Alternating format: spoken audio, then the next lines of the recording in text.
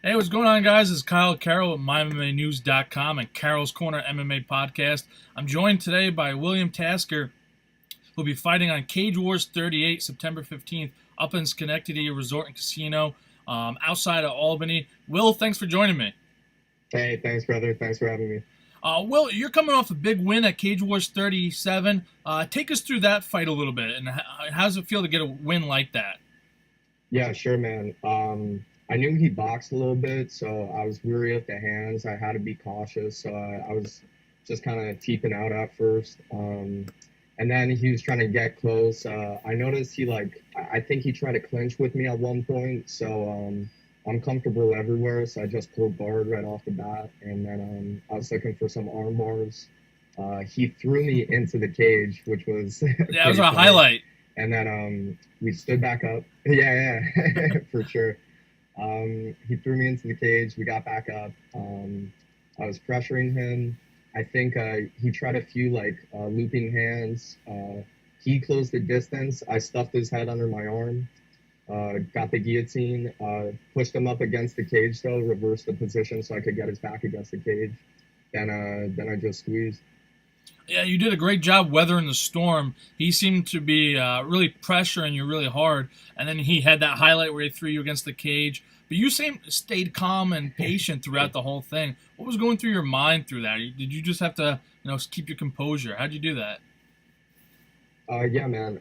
I think what's really hard for like a lot of like new fighters is composure, and that's one thing that I really take time to try to, I take time in my mental training. I put a lot of training for my mindset, and I always try to keep like a little mantra, a little something like to say inside my head. So anytime I feel under pressure or that I might be nervous, I just like remind myself that I know what I'm doing, that I just have to let my body take over, and it's just a puzzle that I have to solve.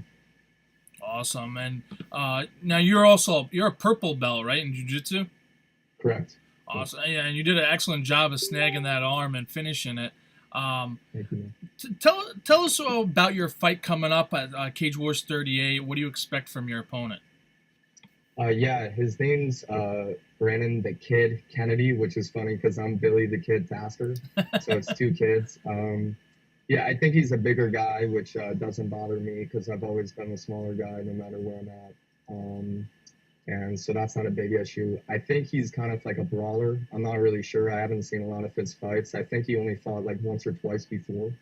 But yeah, man, he looks pretty good. He looks game, so I'm really excited for it. Awesome. Take us through how training's been going. I see you a couple of training partners, Fatima Klein, excuse me, Yeah, and Lindsay yeah, Van Zant, who just signed with Invicta FC, who will be yeah. fighting on the first. Tell us how training's going for you. Yeah, for sure. I also have a training partner named Garrett Volpe, who's he's a really awesome competitor and performer. He's fighting on the card with me as well. That's going to be his MMA debut, and then I'm training with Lindsay and Fatima and Garrett. We all get together a couple times a week, just us four, and we work on critical stuff that we need, like some of the wrestling scenarios and whatnot. A lot of wrestling, a lot of ground and pound, especially because now I can hit to the head on the ground. So it's awesome, man. I'm going through everything. I try to be a complete mixed martial artist, so I'm always training wrestling, jiu-jitsu. I trained judo for a little bit, so I add that into my game a lot.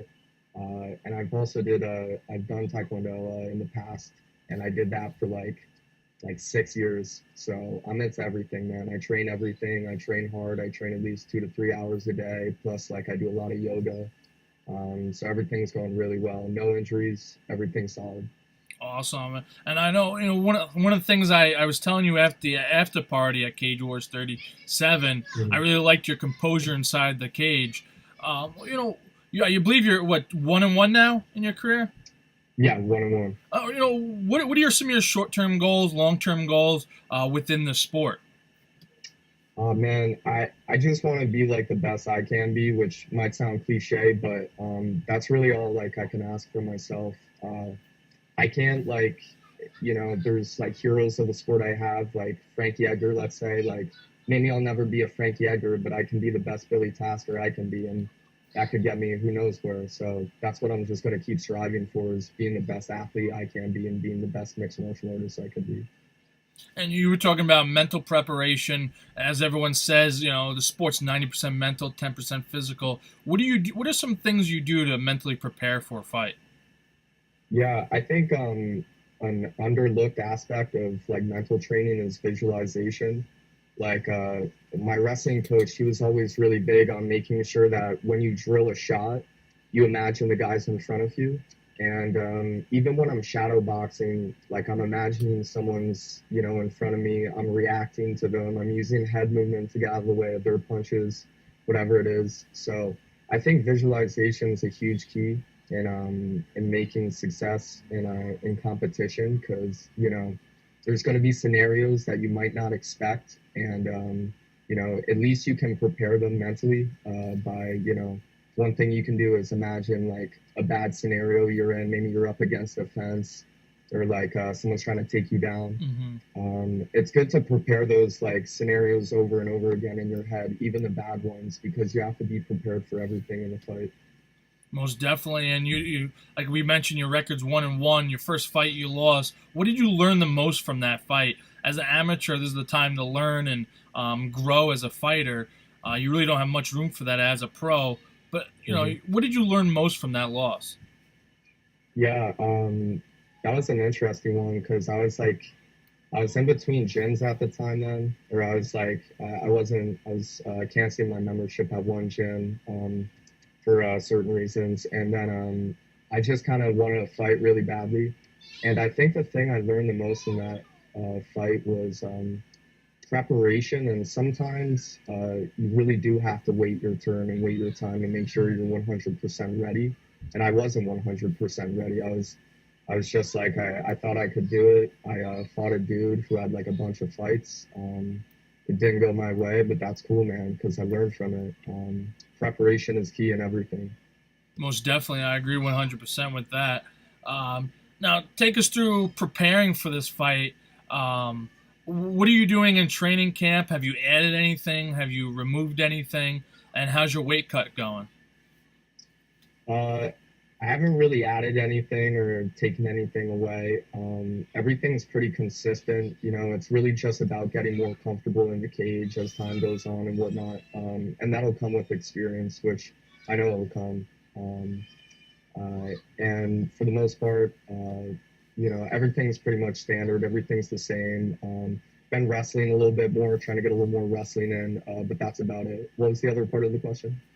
It was just, what are you doing to? Oh, cut and weight. Actually, was actually the other part. Oh yeah, the weight's fine. I'm not a big cutter. I honestly like last Cage Wars. I actually thought I was a little bit like too small because I was only walking around 139. Okay. So I really don't cut a lot of weight. I walk around maybe right now at the most I can get is like 143, which is perfect. So that's what I like. I like being able to eat pretty much.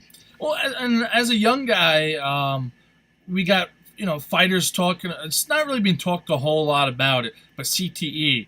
I've had one fighter who Oh didn't yeah, even of know what it course. was. Right now in football, it's a big concern. They're changing the game drastically because of it. Is there ever a reason or a thought in your mind like, what, I don't want to continue this because of that, and do like a That's traditional 9 to 5 job? Yeah, that's really funny you bring that up because that's probably my biggest concern. I always like, man, I've always loved doing creative projects and using my mind, and I think about that a lot, like damaging your brain for like a few seconds of glory, and I think it's really difficult, but I accept the consequences of everything I do, physically, mentally, emotionally, whatever it is. This is what I love. This is a passion that I have that I really care for, and I accept the consequences of whatever happens. So yeah, I think about it a lot, but I also, I accept whatever happens. Awesome. And you're right now you're making a push. Another win can definitely put you in title contentions for Cage Wars. Any thoughts on the champion? And um, do you believe a win like a first round finish would get you a title shot? As far as the title shot, whenever I'm ready, man, like I said, preparation is key, and whenever I'm ready, I'm ready. So yeah, if I were to win, I think that would be awesome to get a title shot. But if I don't get a title shot off of that, that's cool too. Whatever, man, it'll come. As far as the current champ, I used to train with this coach when I went to school in Albany for a little bit. So I don't know the champ personally, but I can tell you that the gym itself, they're very nice people. So I expect he's like a pretty nice guy as well. Awesome. And do you have a like a time frame? I know you were talking about preparing and being prepared for fights and your career, your professional career. Hmm. Do you have a time frame where you want to turn pro? Yeah, in the next couple of years, hopefully. So before I'm 24, I'm 22 right now. I turned 23 in October. It'd be cool to turn pro before 24, but whatever happens, happens, man. Awesome. And take us, tell us what you like most about fighting for Cage Wars. This is a promotion that's put it now in a casino, a beautiful brand new casino. Yeah, definitely. Tell us a little bit about your experience with Cage Wars. Man, I was treated so nice. They gave us like a free hotel room, which is crazy because like some pros don't even get that. So I thought that was really awesome. Lou, the promoter, he was awesome, really cool person. Yeah, man, I was just treated with nothing but respect. Awesome. I got to know you a little bit after the fights last time, but tell Yeah. the fans what are you into when you're not fighting and training? What kind of things do you find enjoyment in? Yeah, for a long time, I was obsessed with drawing. I actually thought I was going to be a professional artist at one point. So I really like drawing and making weird cartoons and like portrait arts and stuff like that. But for the most part, I'm just obsessed with martial arts, man. Like I think about martial arts like 24 hours of the day. I like lifting weights. I like fitness and being healthy, but there's nothing like my passion of martial arts. I'm just so obsessed with it. It's just like something I'm really into. Now, is this something after your fight career that you want to do? Do you want to like open a gym of yourself, train kids? Is that something you're looking forward to doing? Yeah, definitely. I'm a lifelong martial artist for sure. I already know that. It's everything I want to do. I love everything about martial arts. I love it encapsulates like so many different aspects of your life. There's a mental discipline to it, physical preparation. You can be creative with it. It's there's so much things you can get out of martial arts. And if you look at any martial arts gym, um, like only a few of those people actually want to fight. Like the rest of the people there, they're hobbyists. They're like people that are open-minded. A lot of people in martial arts gyms are very intelligent, so they're just people into different things. And I think that's a really unique aspect of martial arts gyms as well, is you'll meet people with other interests that you Hmm. might get interested in as well. Most definitely, yeah. You definitely meet a wide variety of people, and the networking is um, unlike any other, I guess, community you could say. Definitely, it's very unique, very unique. So, and I'm I'm thinking, I'm seeing people comment on here, but what do you want to do professionally in the sport? Do you want to go pro?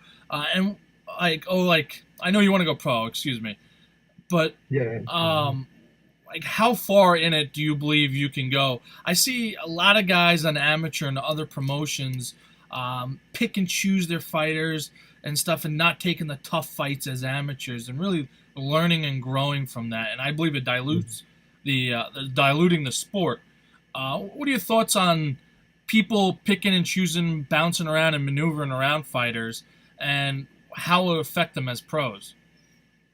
Um, well, I think first, the first step you have to be to becoming pro is, you know, you have to believe that you can actually fight anyone. And I think if you're an amateur fighter that is picking and choosing, I don't think you're going to be that successful in the pros, just because the mental discipline of a pro, you have to be able to fight whoever they want you Hmm. to fight. Usually, you don't have a lot of talking room. It's not like Amy where like, you're not getting paid. You're getting paid money to fight these Hmm. people. And I don't know. I think at an AMI level, if you're picking and choosing, that's not really fair to you. You know, if you really want to go pro, you won't get the benefit of the AMI circuit if you're not really growing. And I agree 100% with you on that. Tell us, how can people find you on social media if they want to follow your career? Yeah, sure. Instagram, it's at Bill Tasker, Biltasker, and you can add me on Facebook, William Tasker. That's always an option. So yeah, those are the two social medias I use. I'm not a Twitter person, so Awesome. Yeah, Twitter gets a little out of control at times. That's for sure. yeah, for sure, for Um, sure. do you have any sponsors or anyone you'd like to recognize that's been supporting you? I don't have many sponsors. I just, my parents are like they support me a lot, which I really appreciate because for a long time they weren't really for me. They didn't really want me to pursue martial arts as a career path, which is understandable. But they're really supportive now, which is awesome. And everyone at Precision Mixed Martial Arts and boxing and mixed martial arts, uh, they're awesome, man. All the teammates I have, they're super supportive. Everyone's just, really excellent there. Awesome. Hey, Bill, I appreciate taking the time to hop on here and chat with us. All right. I'm looking Thank you, forward to bro. commentate your fight on the 15th up in Schenectady, which will be live for those who are watching this now. The fights will be broadcasted live on Fight TV. So go on to Fight TV, order the fights. If you can't get tickets, you can get tickets from, I believe you have tickets, right? If they can get a hold of you. I don't have physical copies, but you can go on cagewarsny.com and click the link, and then you'll get tickets there, all the ticket information and whatnot. Awesome. And guys, definitely come check out Bill. Bill is a talented young fighter. I'm excited to see you get in the cage and get to Thank it. you, man. Should be a great fight. Once again, thank you for joining me on Carroll's Corner MMA podcast. And looking forward to seeing you fight on the 15th. And best of luck. Yeah, thanks, Kyle. I appreciate it, man. Thank you.